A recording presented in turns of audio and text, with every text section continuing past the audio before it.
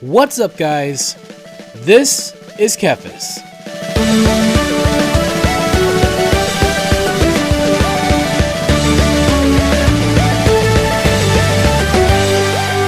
Today I'm going to show you some macros that I've created with GNOME Sequencer Enhanced, an extremely powerful add-on that allows you to create robust macros that can perform most, if not all, of your rotation with a single button.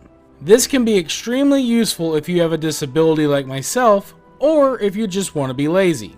Bear in mind that these macros can be extremely helpful, but they also have their limits, so they're made primarily for those who are playing the game at a more casual level. But feel free to use them as you see fit. If you'd like to learn more about GNOME Sequencer and how to use it, I recommend that you head over to Wow Lazy Macros. You can find links to all of that, and to import strings for these macros in the description.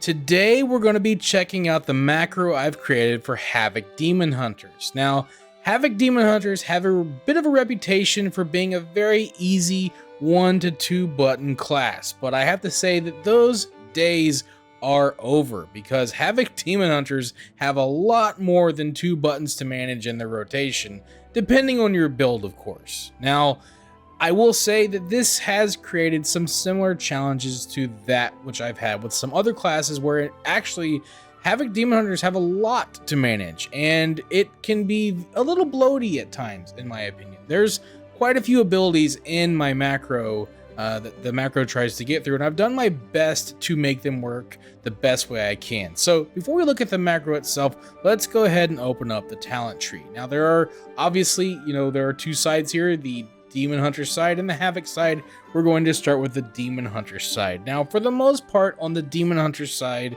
there are a few options that are kind of necessary. The first one, of course, is taking Fellblade. This is a good ability.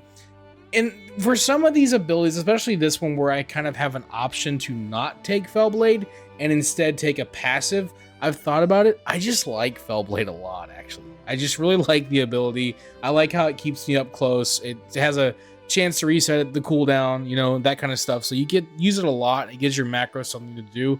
And it has a relatively short cooldown as well. Some of these abilities in this build have a lot of longer cooldowns. So, it's kind of nice to have a few other things that have shorter cooldowns, and it has some Fury generation there too. So that's kind of nice. The next one, we actually didn't go with this one last time when I did this for Dragonflight. I've done this already once before, but we're doing it again with some changes. I didn't take this talent. I'm taking it now just because it makes the ability easier to use with the macro. It puts the sigil on your target as opposed to on yourself, which is kind of nice. And it also extends it for a couple seconds, which is also very nice. So this is just kind of an easier functionality for the macro, so, that's kind of nice as well. And it just is, it's a little bit better, so pretty much that's about it there. So you want to take this one. You could also obviously go with this one and it would work, but this one, I just feel it's a bit better. So it's up to you. And then a lot of this really in this tree is, obviously, we've taken Sigil Flame, which is, what that's about. So you obviously take Sigil Flame as well.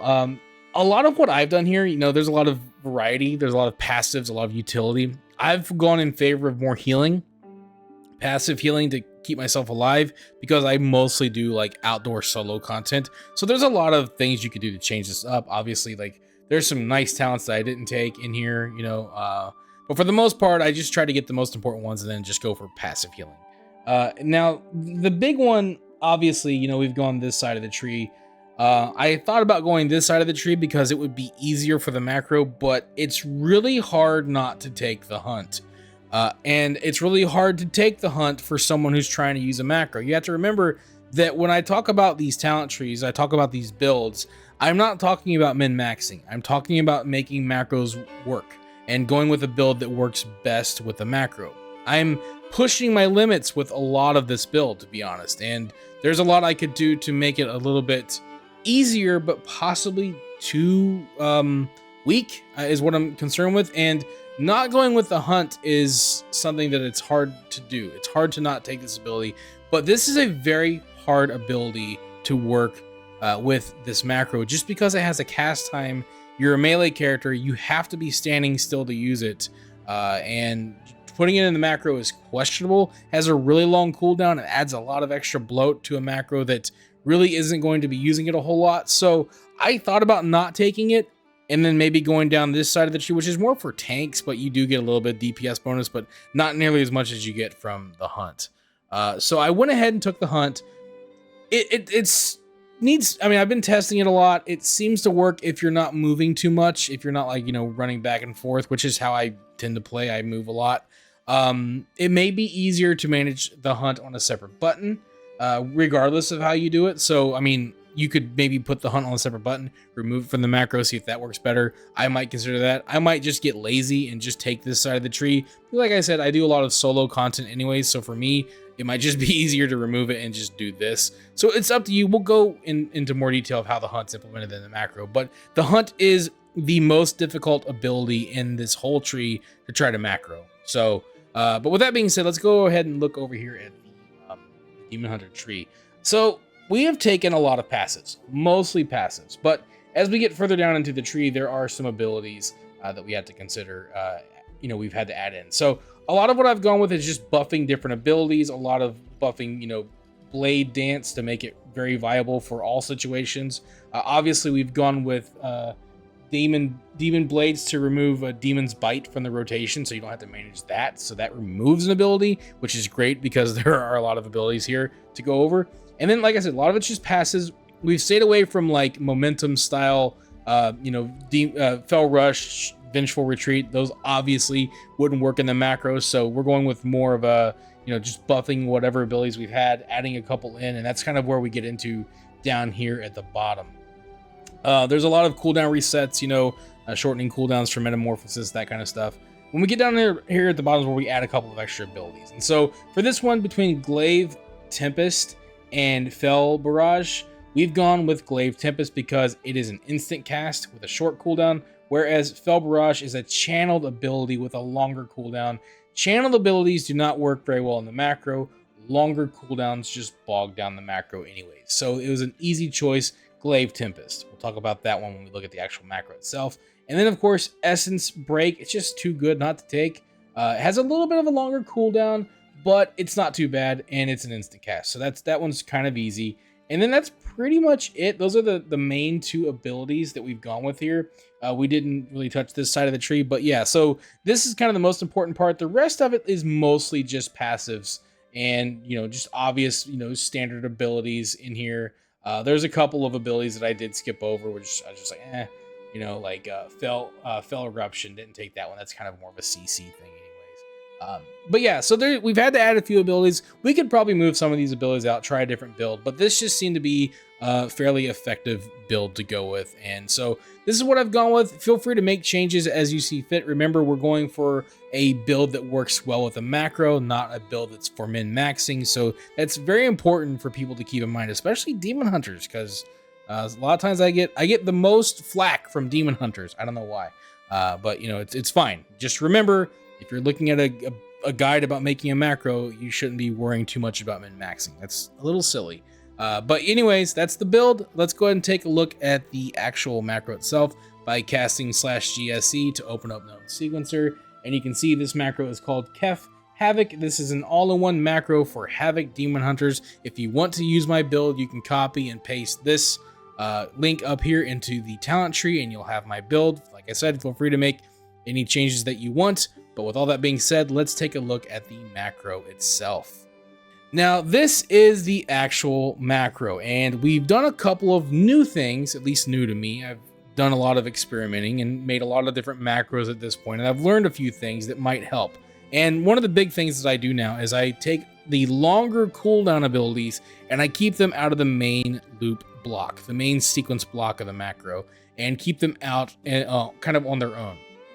So we start with the hunt. This is like a kind of like a charge anyways. And so like you can start with this. You have to be standing still to use the hunt. If you move and you start using this macro, it's going to skip past the hunt and move on to the next ability, but it will eventually come back to the hunt. So the idea here is it's going to use the hunt, or it's going to skip past it if it's on cooldown, then it's going to move into the main loop portion of the rotation.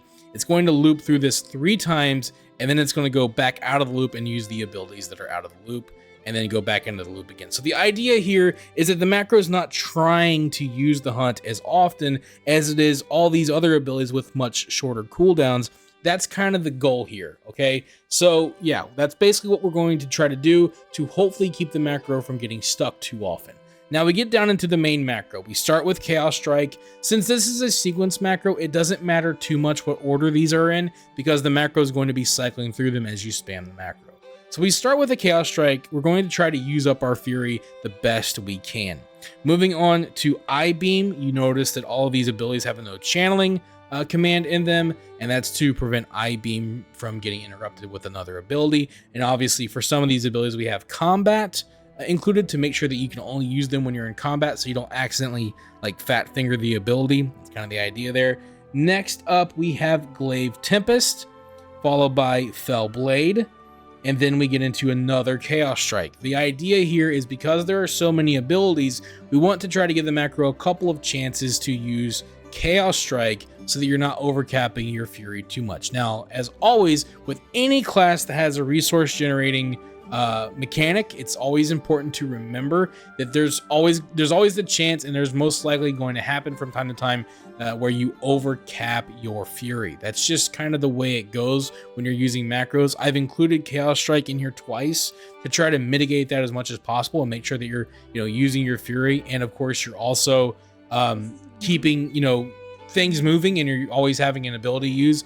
I tend to have a lot of Fury available, so it's kind of important to try to be using that as much as possible. So there's a couple of Chaos Strikes in here. If you feel like you're overcapping too much, you could always add an extra Chaos Strike in this macro. Just copy this whole block and create a new block and paste it in that new block and put it wherever you want. But I found that 2 seems to be fairly effective. I seem to be using Chaos Strike a whole lot. And it's honestly the only ability in this entire rotation that doesn't have a cooldown. Everything else is pretty much an instant cast cooldown. So, you do tend to get a lot of opportunities to use Chaos Strike in there. So it shouldn't be too much of a problem. But anyway, moving on to Essence Break, Blade Dance, Immolation Aura, Sigil of Flame, and Throw Glaive. These are all included. They're all put in the macro. Again, Sigil of Flame this time, we don't have to put an @player command in because we are using the talent that puts it at our target for us, which is nice. It removes that need entirely. But if you don't take the talent where it puts it over your target or puts it over yourself, then you would need to add an @player command in this to make sure that you're using at your own feet. Now, if you want to see an example of that, we move on outside of the block again to our final ability, which is Metamorphosis. I've put this at the bottom just to kind of put it in there, but not put it at the front load it into the macro, but we put it kind of at the end. And of course, the idea here is that it's going to occasionally try to use Metamorphosis. This has a fairly long cooldown, and unfortunately, it's kind of your DPS cooldown that isn't off the global cooldown. Unfortunately, I've ranted about that enough, so I won't get into that here. But Metamorphosis being on the global cooldown, I had to put it in the actual sequence. And so what this will do is it will cast Metamorphosis. It may skip past it if your global cooldown's being activated, but the idea here is that you will use it eventually. The macro will only try to use it occasionally. So if you're wanting to start a fight with Metamorphosis, you're going to want to cast that on a separate button, and you can kind of manage that. And then as you're fighting, occasionally the macro will cycle through Metamorphosis. It will use it on cooldown and keep that going. Okay, so the idea, again, much like with the hunt, since it has a longer cooldown, is it's limiting the amount of times the macro tries to use Metamorphosis, so it's keeping the macro from getting bogged down by constantly trying to use abilities that are on cooldown for much longer. So we have an @player command in this macro line to make sure that you use Metamorphosis at your feet. Metamorphosis is a target location ability, and so what you're going to be doing is just jumping up and landing right where you stand, dealing damage to enemies that are in range. So again, this is another thing where if you, for whatever reason, like to use Metamorphosis as a type of leap, where you're going to jump into enemies, then you would want to manage Metamorphosis on a separate button anyways. So you could just remove this from the macro, much like with the hunt. If you don't like how the macro is using it or not using it or whatever, feel free to remove it and use it on a separate button. But yeah, that's pretty much the main line rotation. And then we kind of get down into, our standard key press, which is, your targeting and then start attack to make sure you're always auto attacking because you are melee. That's pretty much going over the macros. So to kind of do a quick recap, the macro is going to be cycling through all of your abilities, which are mostly instant cast with cooldowns. It's going to try to do its best to keep all those on cooldown as soon as possible, and going through all of your abilities as quickly as possible and using them all, and then doing its best to use up all of your fury and keeping you from overcapping. There's no guarantee that it will do any of this perfectly, and that's obviously what comes with using a macro like this, but it's going to do its best. And then of course it's going to occasionally try to use your longer cooldowns like Metamorphosis and the Hunt. The Hunt will be the biggest challenge that this macro has because of how it works, because it actually has a cast time. I don't like the Hunt. I'm not gonna lie, I don't like cast times on melee characters, just my personal opinion. But it's there and it will work. I do use it fairly often. But it does, it's just one of those abilities. It's a little weird. So, just keep that in mind. Try it out. See what you think about it. Feel free to, add and remove abilities from the macro as you see fit and try different things out. But that's pretty much everything you need to know about this macro and how it works. Feel free to let me know how it works for you in the comments below. And I will see you guys on the next one. Thank you for watching this video. If you enjoyed it, let me know by clicking that like button. And feel free to share it with your friends so they can enjoy it as well. And if you'd like to see more videos, you can subscribe to the channel and click on the bell icon to be notified as soon as new videos are posted. You can also follow me on Facebook, and if you'd like, you can support my work on Patreon. Links to all that stuff can be found in the description below. This is TheKephas. Until next time.